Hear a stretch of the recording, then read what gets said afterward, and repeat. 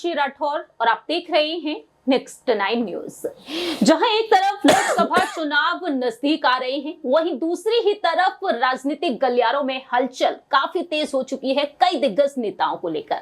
बात कर ली जाए बिहार की सियासत के बारे में। बिहार के मुख्यमंत्री नीतीश कुमार क्या वाकई में एक बड़ा खेला करते हुए नजर आएंगे? क्योंकि जिस तरह से वह राजभवन पहुंचे, राज्यपाल से मुलाकात की और इस मुलाकात के बाद अब यहां पर कयास तेज हो चुके हैं। दूसरी ही तरफ गृह मंत्री अमित शाह के बयान से भी कयास तेज हुए हैं कि कहीं ना कहीं बीजेपी की तरफ, एनडीए की तरफ उनका रुख एक बार फिर से देखने को मिल सकता है। इसी बीच देखा जाए तो तमाम दिग्गज नेताओं को लेकर सवालों का सिलसिला जारी है। बात करेंगे यहां पर जेडीयू के नेता, बिहार की सियासत में प्रमुख चेहरा अशोक चौधरी के बारे में। इस वक्त हमारे साथ अबरार मौजूद हैं। अबरार, यहां पर बिहार की सियासत में जिस तरीके से कहा जा रहा है कि बड़ा खेला होता हुआ नजर आ सकता है, अशोक चौधरी क्या वाकई में यहां पर एक बड़ा खेल करते हुए नजर आ सकते हैं? नीतीश के खिलाफ जाते हुए क्या वह नजर आएंगे अगर नीतीश कुमार बीजेपी की तरफ, एनडीए की तरफ नहीं जाते हैं तो?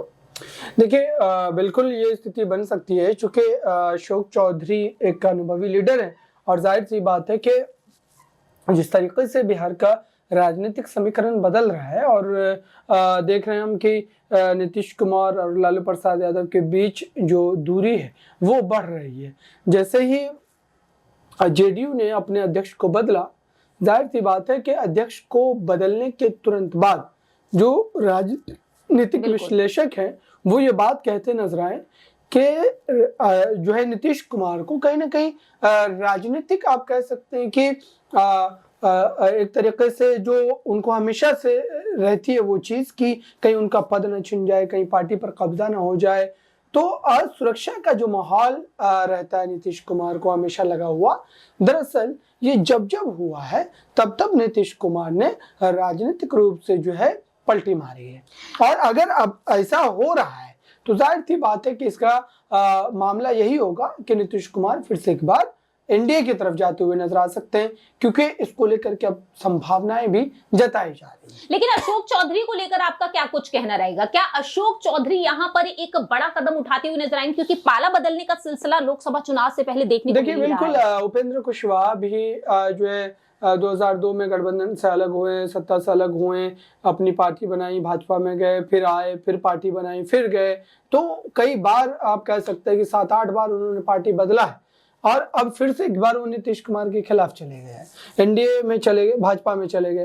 तो आप सोचिए कि अशोक चौधरी क्यों नहीं जा सकते हैं? बिल्कुल जो है ये मामला बन सकता है। बिहार में तो वैसे ही भारतीय जनता पार्टी ये कोशिश कर रही है कि आरजेडी और जेडीयू के एमएलए को जो है सांसदों को तोड़ा जा सके, ताकि जो दावे किए जा रहे हैं बड़े बड़े, उन दावों की पोल पूरी तरीके से 24 के लोकसभा चुनाव में खुल जाए।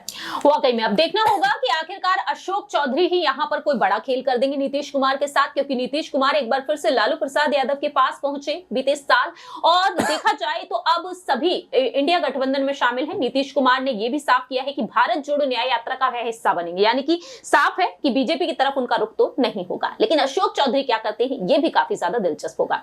फिलहाल इस खास रिपोर्ट में इतना ही। बाकी की तमाम अपडेट्स के लिए देखते रहिए नेक्स्ट 9 न्यूज।